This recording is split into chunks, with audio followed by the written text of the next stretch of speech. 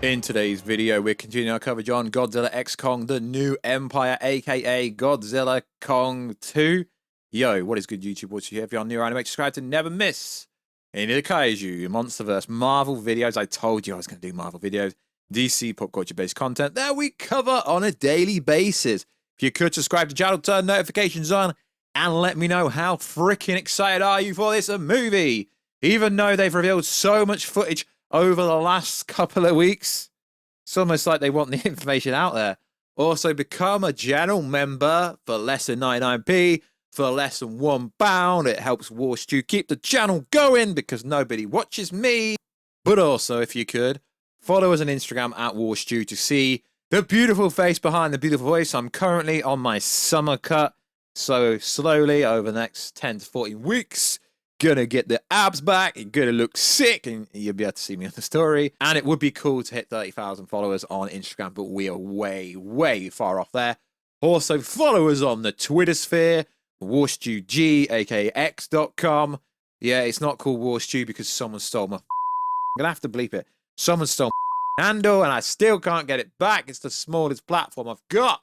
But I do appreciate the love and support that you guys and girls have given me over the last few months to do with this movie.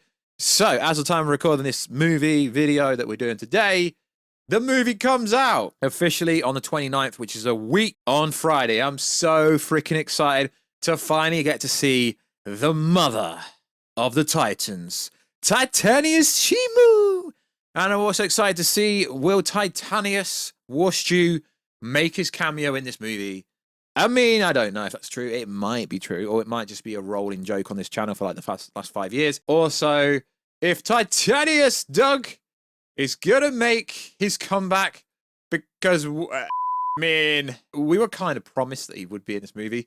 So, it is a plot leak video, only based on the recent footage we've had, and the recent footage basically confirms the whole plot to a certain degree. It's the point now where people are saying I'm a plant. People honestly think I'm a Legendary Pictures plant. They're like, so let me get it straight. You do these kind of videos and they still invite you to watch a movie early. People actually think I'm a plant when it comes to these movies and stuff. I don't get it because, like, well, you cover DC stuff, you cover Marvel stuff, yet you still get to watch a movie early. Is Warstu a freaking plant? I don't know. I'm never going to confirm or deny, but it's an interesting theory. It's an interesting... I have to believe that word because of YouTube, but it's interesting. So, in no particular order, let's break it down. So, I can't confirm or deny if any of this is true. I'm just watching the trailers and stuff and then seeing what information's out there. And apparently, this could be real. Godzilla versus Scylla. Although people say it wrong. Battle in Rome. Godzilla knocks her out on her back. And as she starts wrapping her tentacles around him, Godzilla fires his atomic breath right in her face until she explodes. So we know from the Godzilla x Kong prelude comic book called The Haunted that it literally said this movie was going to start with Godzilla fighting Scylla. We know that from the start, so we know that's true. So also, there's a different one that said Godzilla fights Scylla and kills Scylla and anarchy in Rome during the movie's opening battle before falling asleep in the Roman Colosseum. Okay, sorry, I went a bit over the top with that. So let's continue. Kong loses a tooth that gets replaced by a silver dental implant by Dr. Stevenson, character called Trapper. Okay, they recently just revealed a... Why did they reveal this? That annoyed me. The 30-second TV spot where you can physically see this. Titanius Doug makes a cameo trying to steal Kong Wart Dog. We're treated to a sequence of Kong trying to pull it out of his mouth. Dr. Andrews discovers an ancient mural that depicts Scar King's war and how Godzilla stopped and sealed him away eons ago, as well as Shimo and Scar's method of controlling her. His whip. There is also an ancient prophecy of the Iwi girl from Skull Island, Gia, who would come to revive Mothra. Suko uses his innocent demeanor to lead Kong to the lake and tricks him into getting attacked by a blue eel. Interesting titan with yellow stripes called Get It Snake.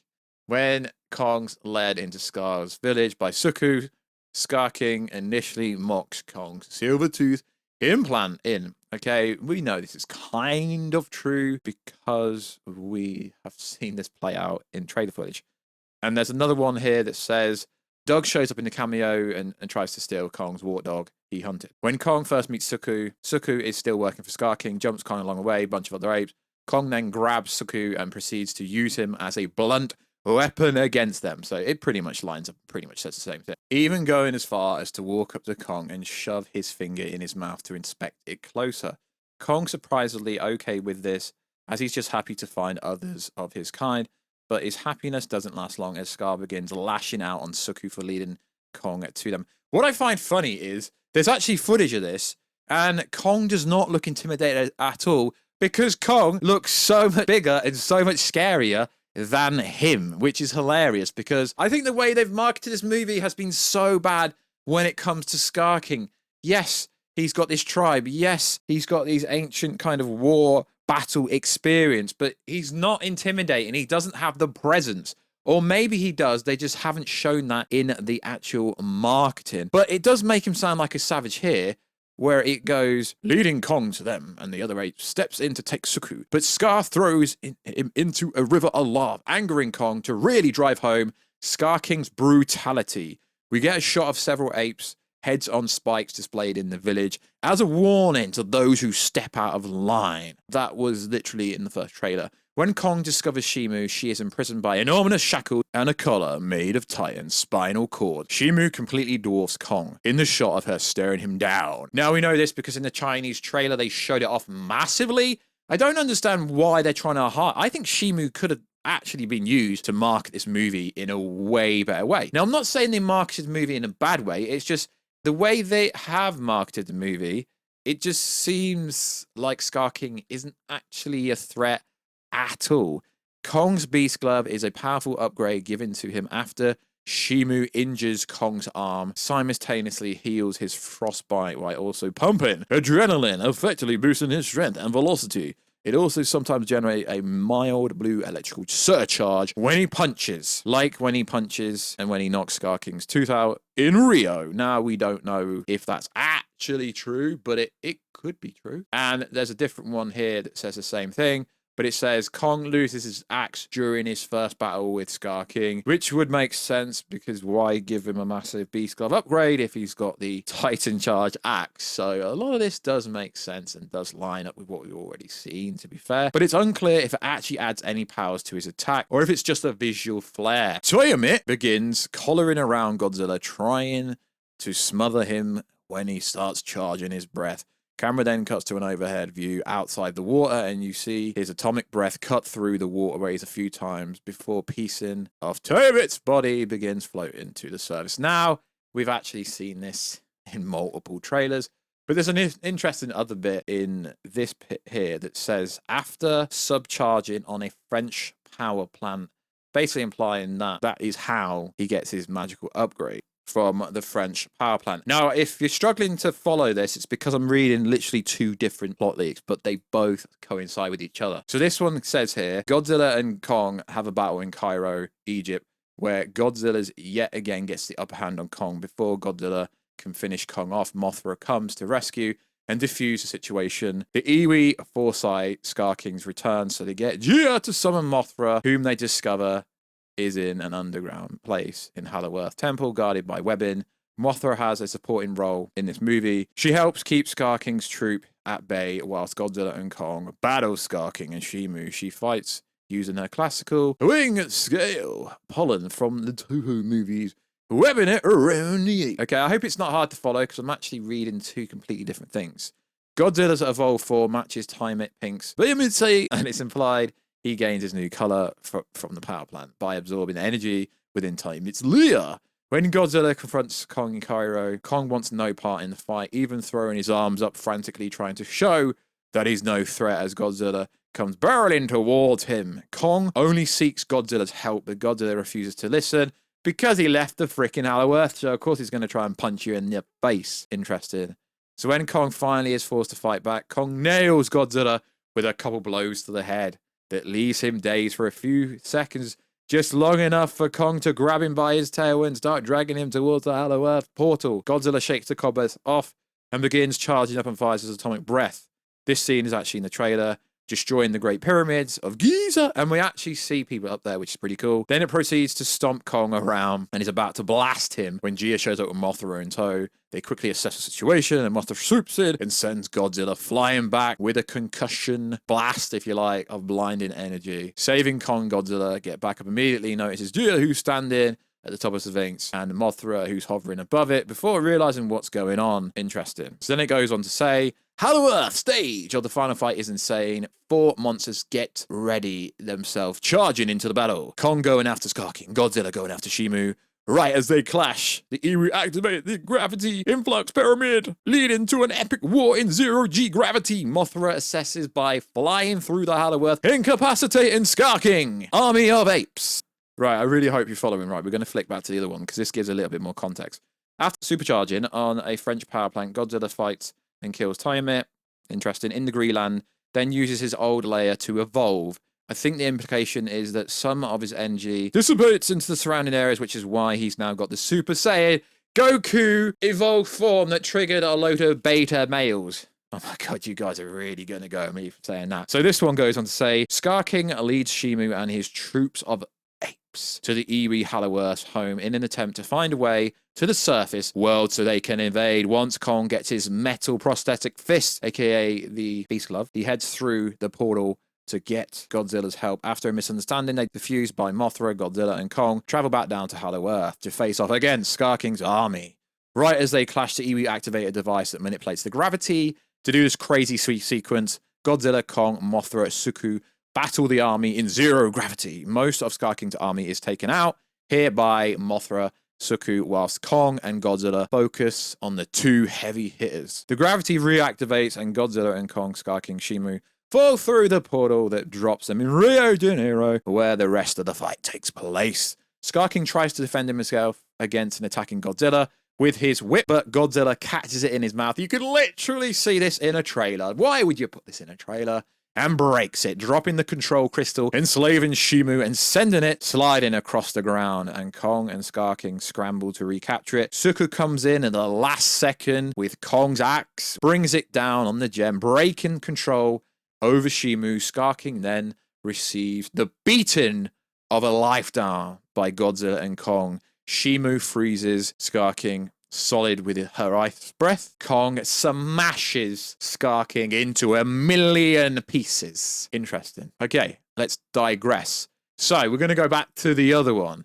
Shimu begins overwhelming Godzilla, freezing him with her breath, forcing Mothra to swoop in and make the save by hitting Shimu with a pulse of scales from her wings that distract Shimu just long enough for Godzilla to break free.